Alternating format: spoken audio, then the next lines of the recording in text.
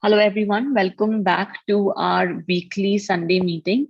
So, this is our 71st consecutive IMA NDB meet. And we are we've already talked about all things COVID. And now, since COVID is at bay, after discussing a little bit about the global situation with COVID, we are going to be continuing our series on fever. So, we have with us Dr. Nidhi. Dr. Nidhi Dhawan, who's the Associate Medical Director of ENT and the head of the Safety Committee at Shroff Charity Eye Hospital in Daryaganj. And but more than that, she is the one who has very gracefully agreed to carry forward the legacy of Dr. K.K. Agarwal, and she's here with us every Sunday, trying to educate all of us and help us, uh, do whatever we do in a better way and a more informed way.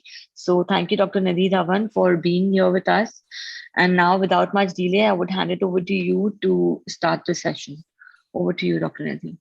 Thank you so much, Dr. Meenakshi. More than I think educating others, I'm educating myself, because preparing these presentations takes a lot of effort.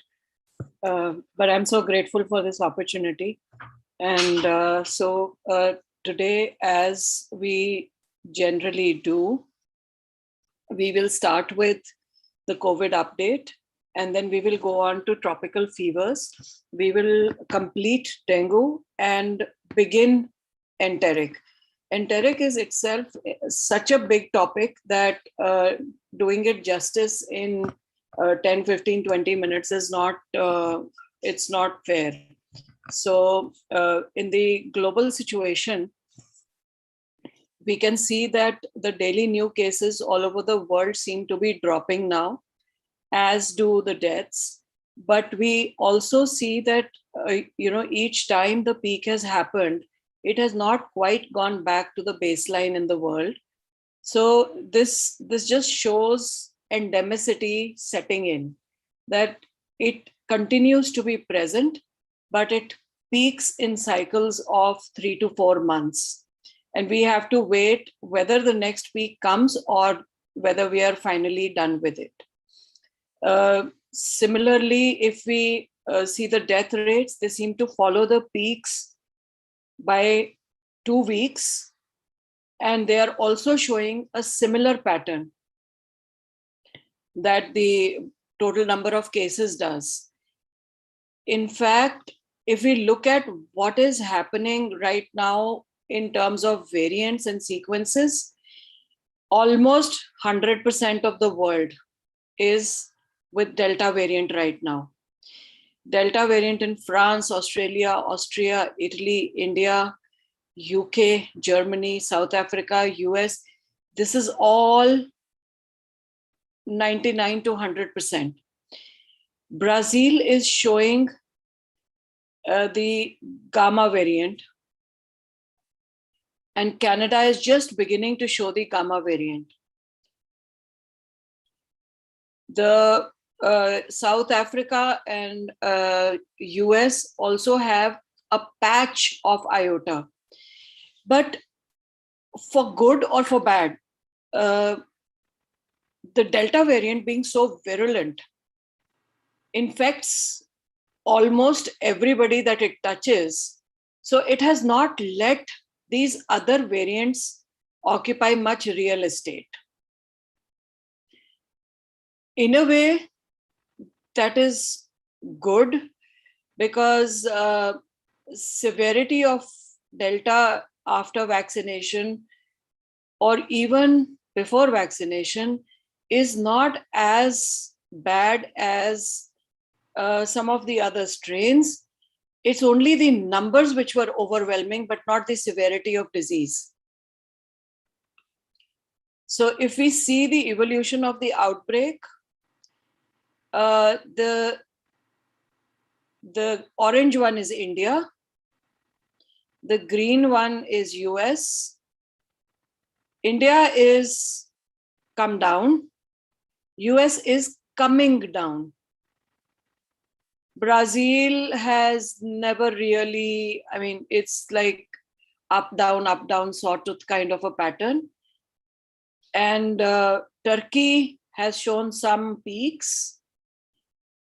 But largely now the world is here, whereas US is kind of coming down now. So in the US, the new cases are beginning to show a downtrend, but the deaths are not yet beginning to show the downtrend, which is a matter of concern. But if we look at India, India is kind of flattened out. In the last week, the number of cases fell to less than 30,000 total. 67% of that were from Kerala. The only difference between US and India, or maybe two differences between US and India, they're both Delta driven. One is the vaccination coverage. Indian vaccination coverage has reached about 50%. US vaccination coverage is reached about 75%. But the other thing that India has an advantage in is ivermectin usage. And if you see, despite lower vaccination rate, our numbers are lower. So if we look at some representative areas of daily confirmed cases per million people, India has 21 per million right now, as of September 24th. Sudan, this square here in the sub-Saharan Africa, has 0.26. And US has 369. If we look at doubling rates, India's doubling rate is 154 days. Kenya's doubling rate is 185 days. UK, which has a high vaccination rate, 237 days. Kenya doesn't have any vaccination. You will see in the vaccination map, no vaccination in Kenya. Israel, 240 days. US, 262 days. Now, interestingly, as the vaccine coverage is increasing, so is the doubling time. But the number of cases has not completely gone down. And Kenya is showing a high doubling rate, doubling time, despite being not vaccinated. If we look at share of vaccinated, South Africa, fully vaccinated about 14%. This is as of 24th September. India reaching 50%. Singapore reaching 80%. China reaching 80%. UK reaching 70%. Israel reaching 70%. US reaching 70%. Now, given this, India is still less than 50%. And if we look at Ethiopia, it is less than 5%. And in this map, Ethiopia is here. This is in the less than 5 per million.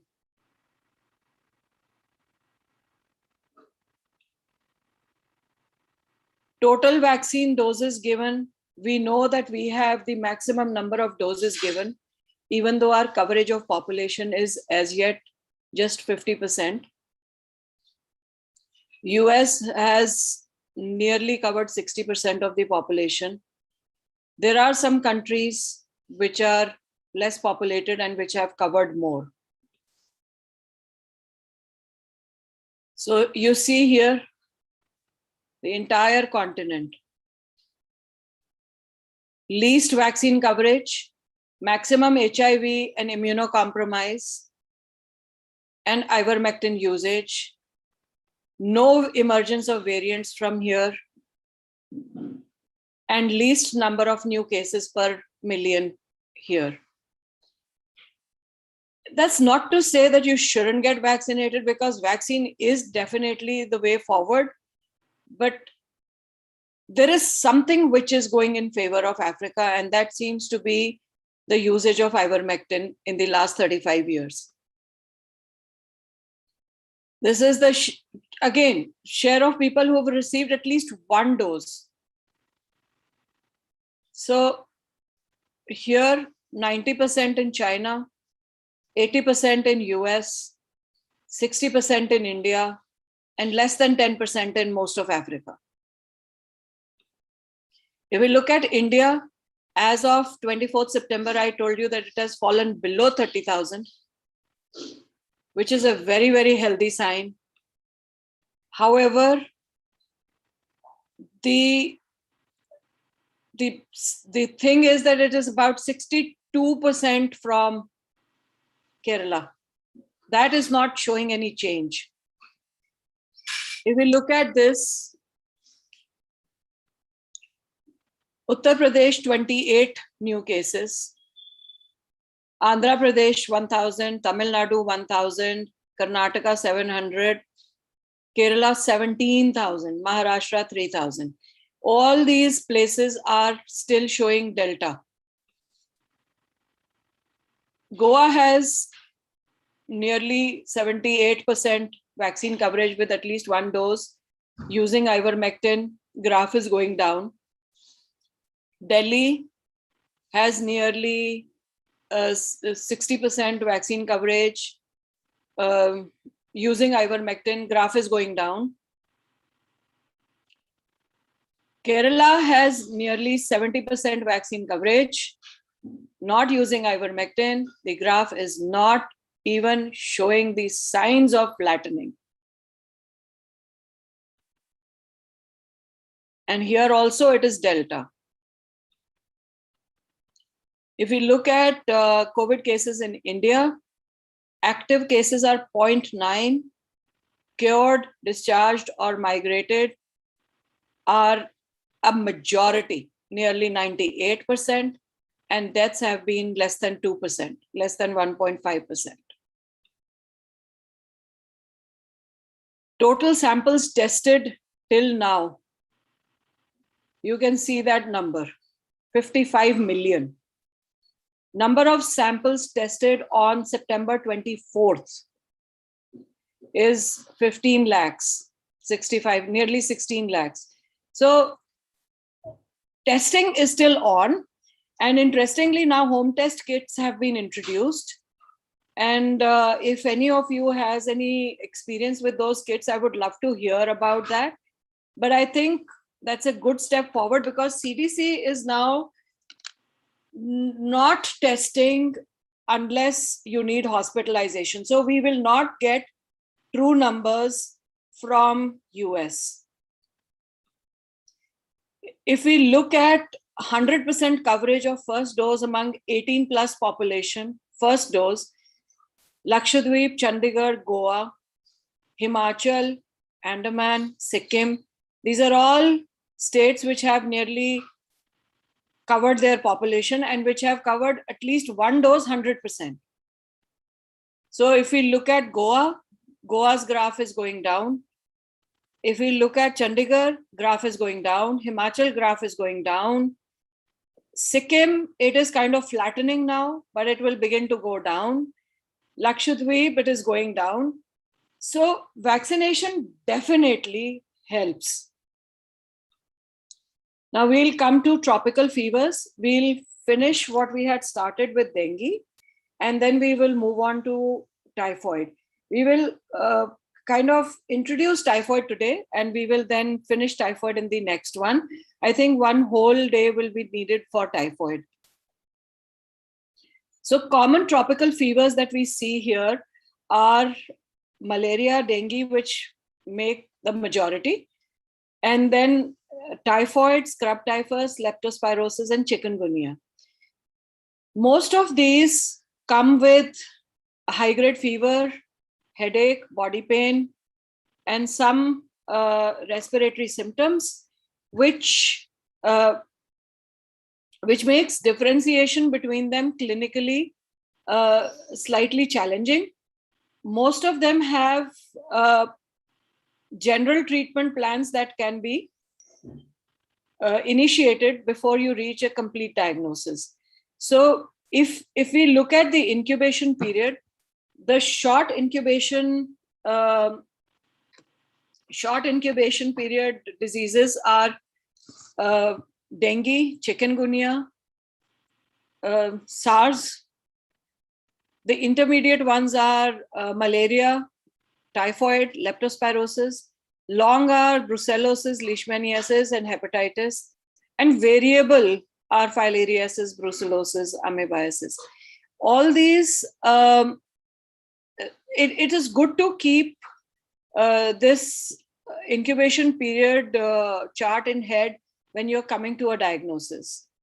By the WHO classification in 1997, dengue was classified into simple dengue fever or the breakbone fever, dengue hemorrhagic fever or the DHF, and the dengue shock syndrome or the DSS. In 2009 and 2012, they revised this classification into dengue without warning signs, dengue with warning signs, and severe dengue. Now, what advantage this did was that it created clinical management algorithms that could be included with the classification. The tiger mosquito, this striped legs that you see is so classical, and you can even make it with without the microscope. You can make it with bare eyes. This is the Aedes aegypti, which carries dengue.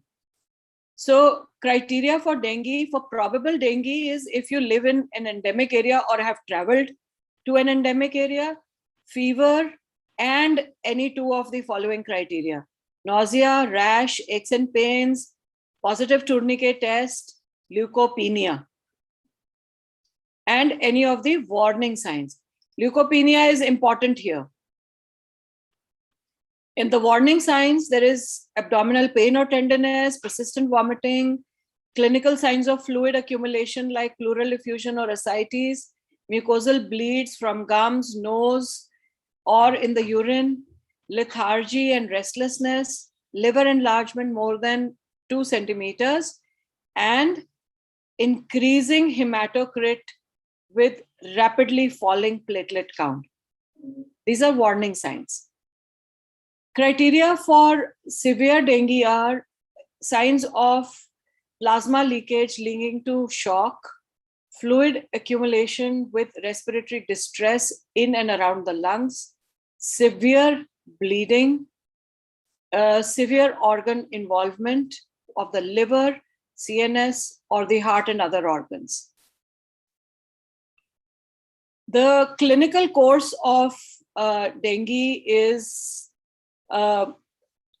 it shows viremia in the first 2 to 3 days. Then the antibodies begin to rise.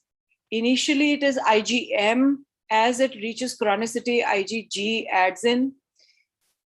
The hematocrit begins to fall around the 3rd to 4th day. Then it rises if the clinician is alert to fluid balance, and then will fall again around the 6th day when you expect the shock to set in.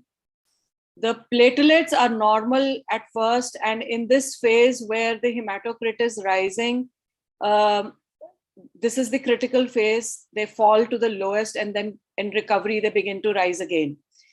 The potential clinical issues in early viremic phase, when the patient is feeling very sick and when the fever is high, are dehydration.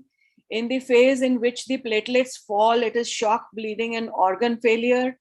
And in the recovery phase, it is fluid overload from reabsorption. So when we actually make good the fluid for dengue patients, we have to be extremely careful of the fluid that we rate of fluid inflow that we give. Temperature is either the saddleback or a continuous high. So this rises and then falls and then rises slightly again, like a typical saddle.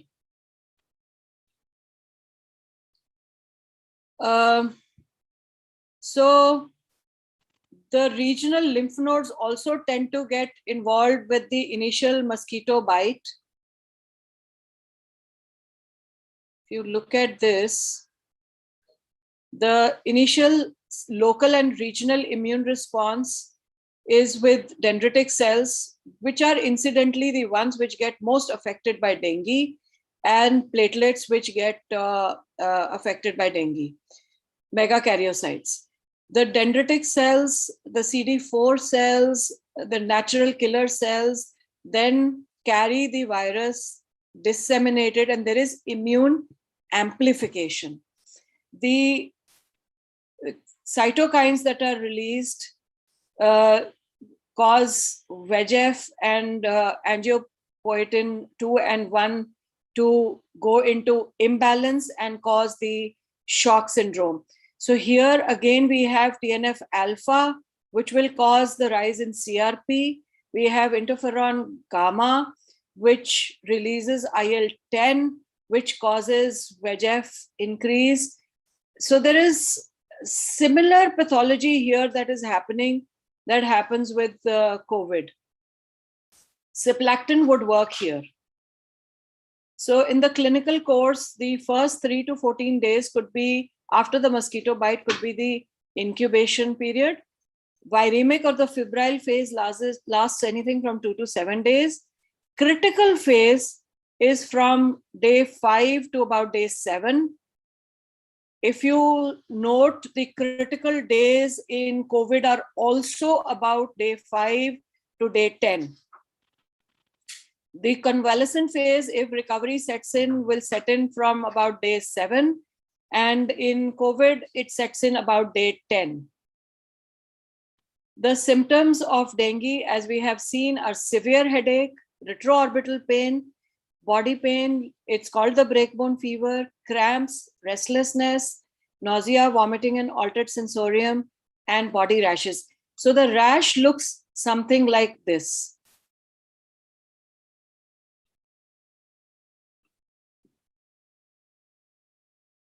The treatment of, and this will blanch on pressure. Treatment, rest. In dengue, it is very important to make good the fluid loss. Paracetamol for fever and body pain. Avoid aspirin and ibuprofen. My experience with dengue has been that nimesulide works, but we'll not go into the controversy of whether you should use nimesulide or not. It is entirely your experience and what you feel works better. The dengue belt is this, and the high risk endemic areas include India and the Far East.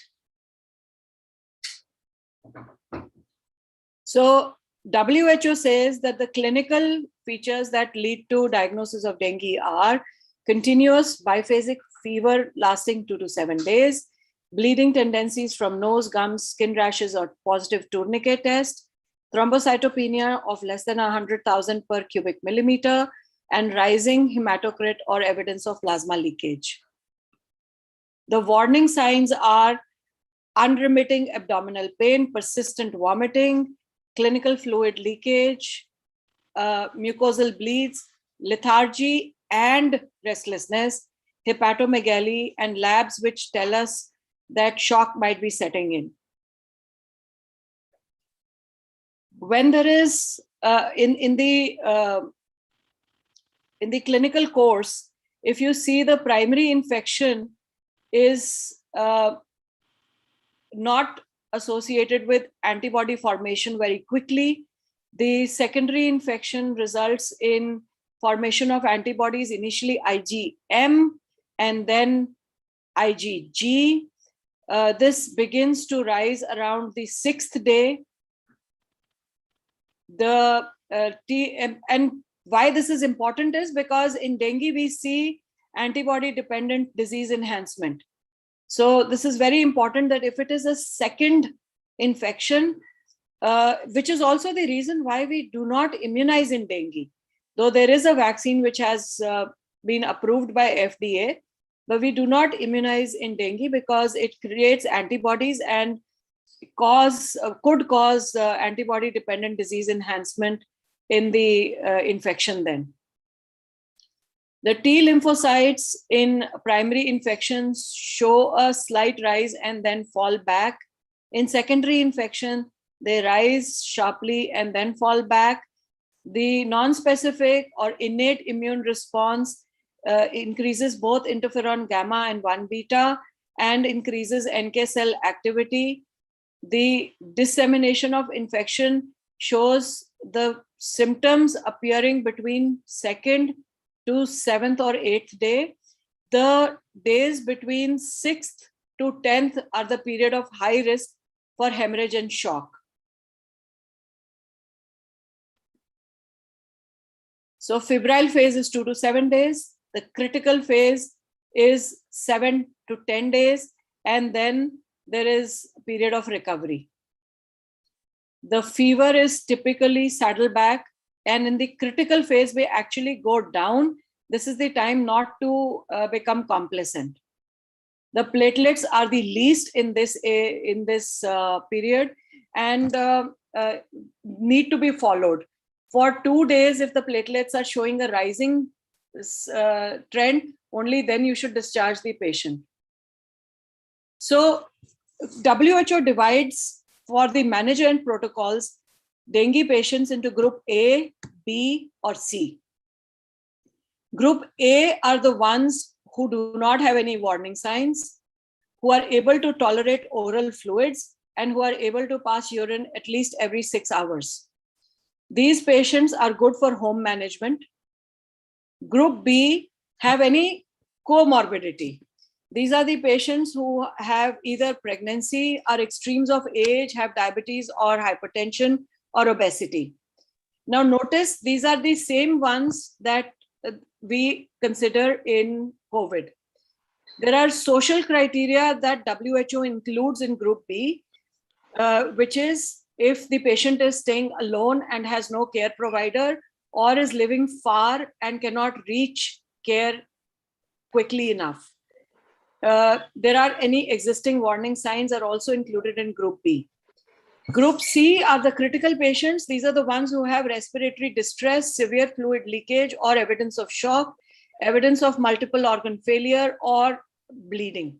Now, the group B requires inpatient management, and group C requires emergency critical care.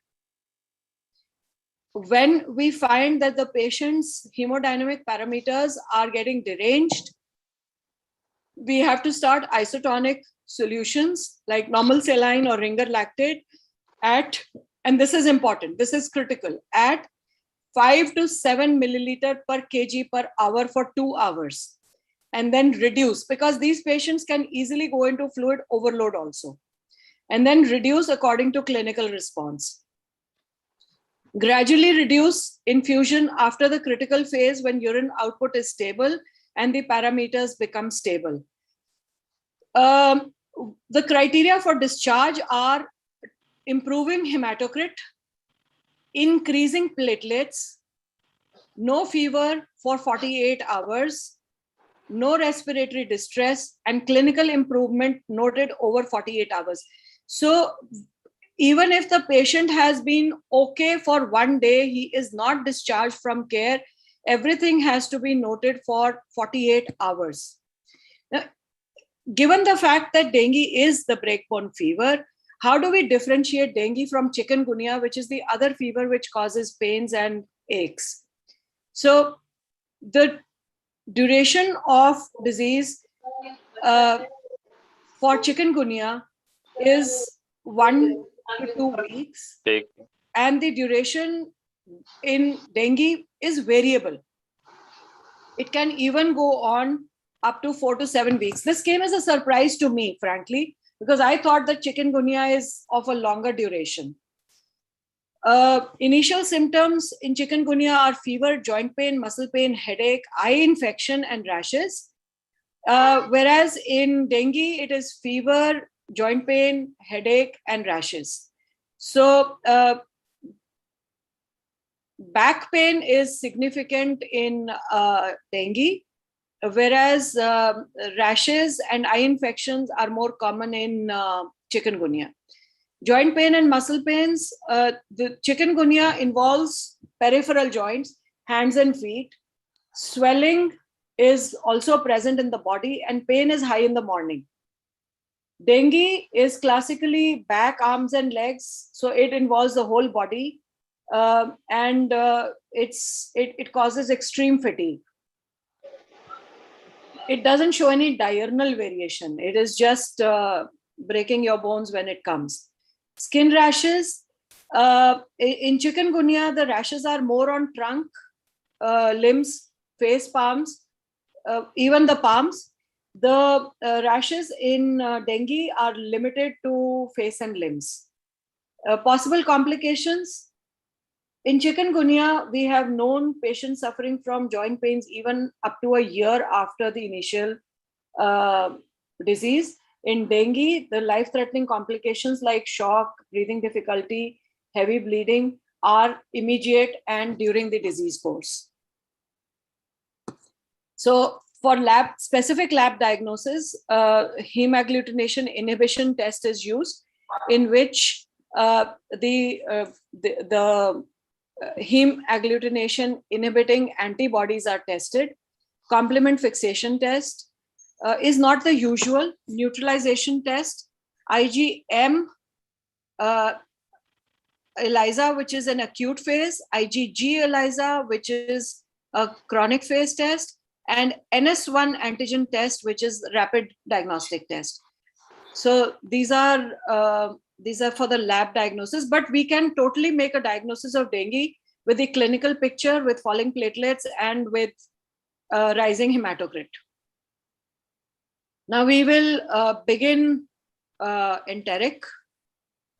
If we want a break and discuss dengue, we can totally do that, or we can go on. Meenakshi?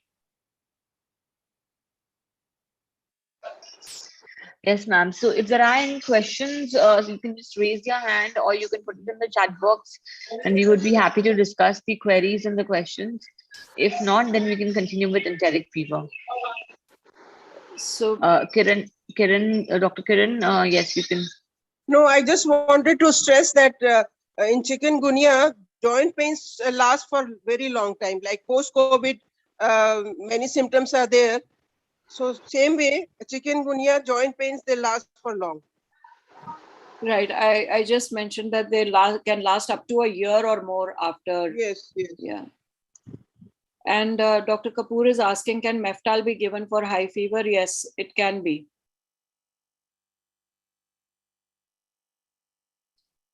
So enteric is an enigma. It's a bacterial infection that behaves like a parasitic infection as well as a viral infection. It's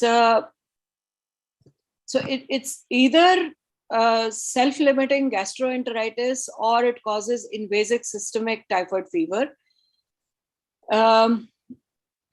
Interestingly, the fever can be high with relatively low pulse rate. There is rosaceous rash on lower chest or upper abdomen. Malaise is a significant fever, diffuse abdominal pain. Constipation can occur as well as diarrhea. Higher mental function, obtundation can occur if it is getting into serious complicated enteric, and intestinal hemorrhage and perforation are not unknown, can even cause death.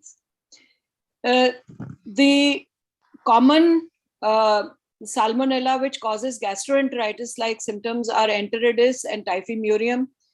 The non-typhoid salmonella or NTS, which cause systemic disease, are Salmonella typhi and Paratyphi A. recent studies have shown very high mortality in immunocompromised hosts. This is studies from Africa in 2014-15 in HIV-infected hosts in Africa. The haplotype 58, which is a drug-resistant strain, has been associated with outbreaks and epidemics. It has high drug resistance, but there is a matter of concern which is in our neighborhood, the extremely drug resistant XDR-H58, which has shown resistance to chloramphenicol, ampicillin, trimethoprim, fluoroquinolones, and third generation cephalosporins, is on the rise in Pakistan. So this is a matter of serious concern. And when we talk about antibody stewardship and responsible antibiotic usage, we must keep in mind that we are landing in deeper trouble by mindlessly using antibiotics than we are solving. So Salmonella survive in even very high acid environments. And in fact, people on antacids have high susceptibility to Salmonella invasion. They target Peyer's patches and attach to the epithelium with very specialized fimbriae. They are phagocytosed through a bacterially mediated endocytosis. We'll come to this a little later. The Salmonella expresses a SPI1, Salmonella pathogenesis inducer, I think, gene for type 3 system of transport. The bacterium forms a macromolecular channel through the cell membrane of the host and injects virulence proteins into the cell of the host. This disrupts the brush border and forms ruffles. These ruffles engulf the bacterium, which are transported to the basolateral border where they are presented to the macrophages. Now, macrophages ingest the Salmonella, and this seems to be one of the ways in which Salmonella evades human immunity. As little as 100,000 bacterial count inoculation is sufficient to cause infection in more than 50% of humans. What is of note is that it is moving in hours. So within 15 minutes, it can invade the epithelial cells. Within an hour, it can cause neutrophil extravasation and increase in vascular permeability, as well as edema in the intestines. Within 3 hours, tissue injury is evident. Within 8 hours, there is a large effusion into the intestinal lumen. And within 12 to 48 hours, pseudomembrane formation is complete. So these are the specialized fimbriae which are attached to the outer layer of the lipopolysaccharide, which is the endotoxin in human fevers. The siderophores are the ones which allow this bacterium to create attachment. The fimbriae for adherence. The VI capsule antigen is important because it inhibits complement binding and evades innate immunity. The cytotoxin, this inhibits host cell protein synthesis, which causes calcium influx into the host and promotes adherence. O antigen, which inhibits the phagocytosis and phagocyte killing. So it has several immune evading mechanisms. How does it evade immunity, innate immunity in humans? The VI polysaccharide prevents the recognition by toll-like receptors and evades immune surveillance. It is protected within the cytoplasm of macrophages.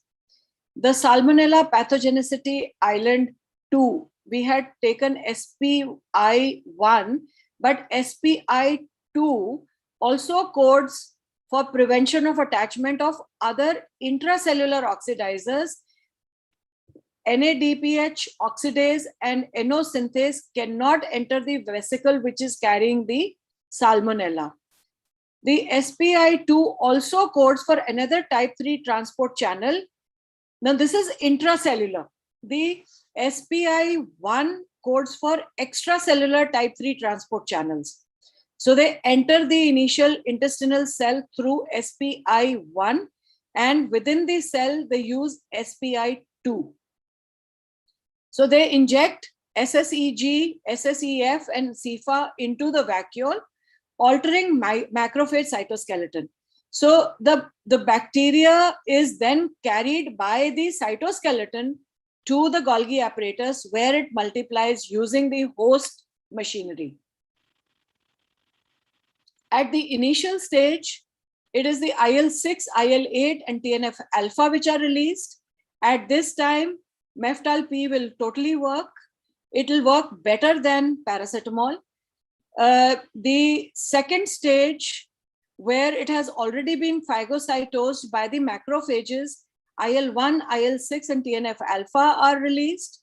Again, Meftal-P will continue to work. In the stage where it has now started multiplying, Salmonella has started multiplying, it releases IL-2 and IL-18, which is how it manipulates the T cell, natural killer cell and dendritic cell immunity. And finally, IL-1 beta, when it is released into the system and causes invasion of multiple organs. So Salmonella causes a leakage of the tight junctions. It causes membrane ruffles to be formed when it attaches to the villus border. And if you notice here, it also causes the nuclear factor kappa beta and the AP1 machinery to come into action to release IL-1 beta and IL-18.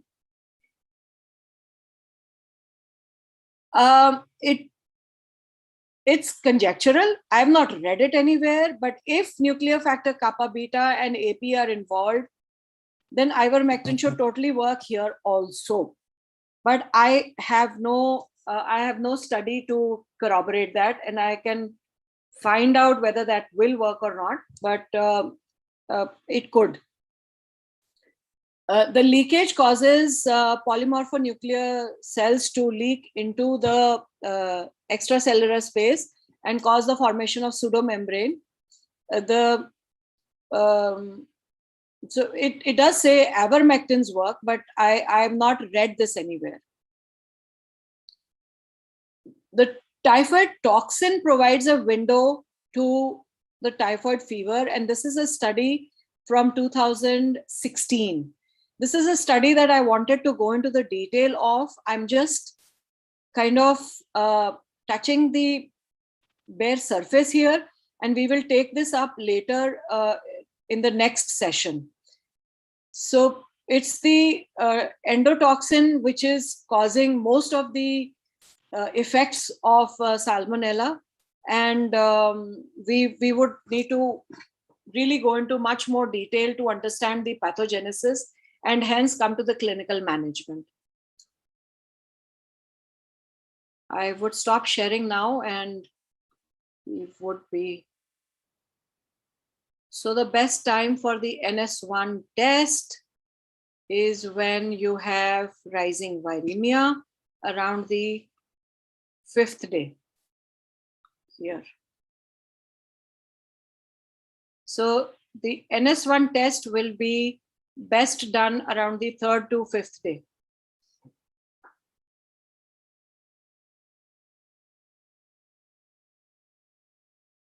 Dr. Dhaliwal, 3rd to 5th day. Okay, thanks. That is what I was confused about. When is to be done? Day 1 or day 3? Day 3, 3rd to 5th day. Thank you.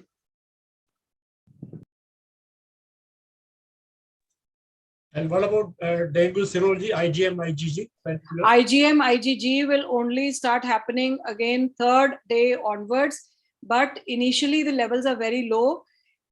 You will get them in the critical phase, but you will get them in the convalescent phase also. IgM sooner than IgG.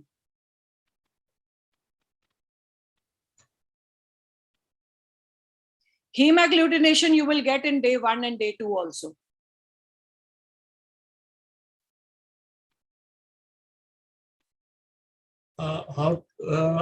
I think is it a lab test? No, it is not a lab test. It is a lab test because they see the titers, but you can see heme agglutination inhibition even in your clinic. It is, you take fresh blood and put the serum of the patient and you find that the clot is not formed. Heme agglutination inhibition, HI.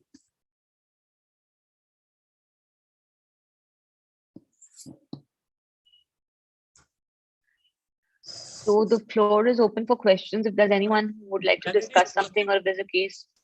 When it becomes positive agglutination test, which day it is the best day? Best to sir, matlab, I think if we clinically suspect dengue, then the most critical tests to do are hematocrit and platelet. Then these tests for the clinical purposes and clinical management become irrelevant. NS1 gives us rapid report. It gives us a report within half an hour. So that is the test that we should be focusing on. For the sake of academic completion, I think these tests need to be mentioned, but they are not clinically relevant to our management.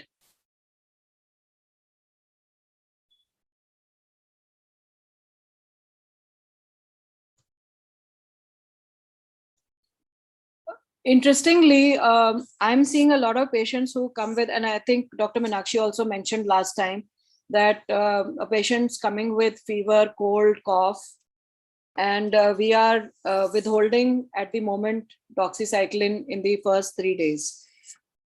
If they get better, then it was a normal viral illness. So Zoe is ZOE.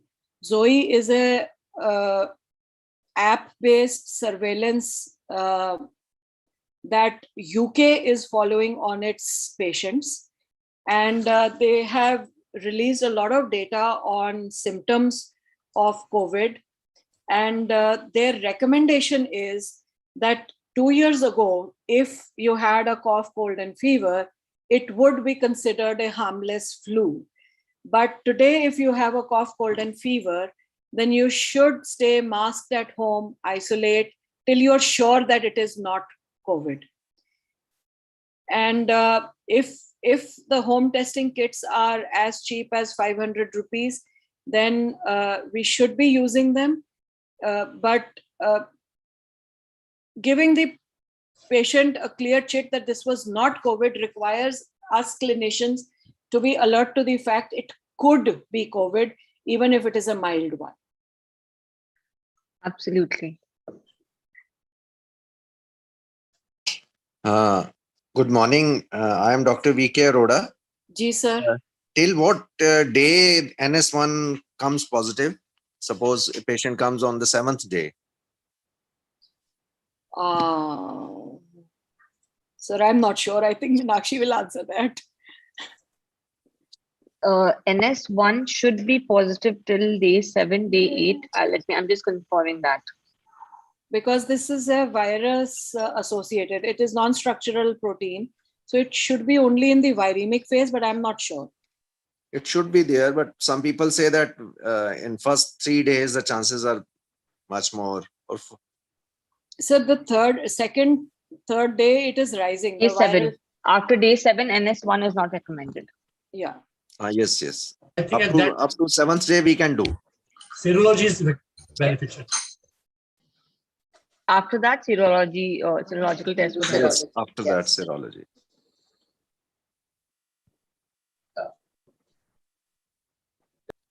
So I think there are no more questions. I think that we can, compile all the questions, and probably once we are done with the series of fever, we can just, throw up some questions just about fever and have only a Q&A day. that might help all of us. So once again, thank you, Dr. Nidhi, for doing this with us every week and sparing your Sunday mornings for us. And a big thank you to all of you who have joined and who are motivating us to do this and continue doing the continuing the good work that Dr. KK Agarwal started. So thank you. We'll be back next week with some more information on fever. Until then, goodbye. Thank you so much. I think it is a big motivator for me also. It is a very different kind of CME. So yes. But yeah, Ritu, we can close.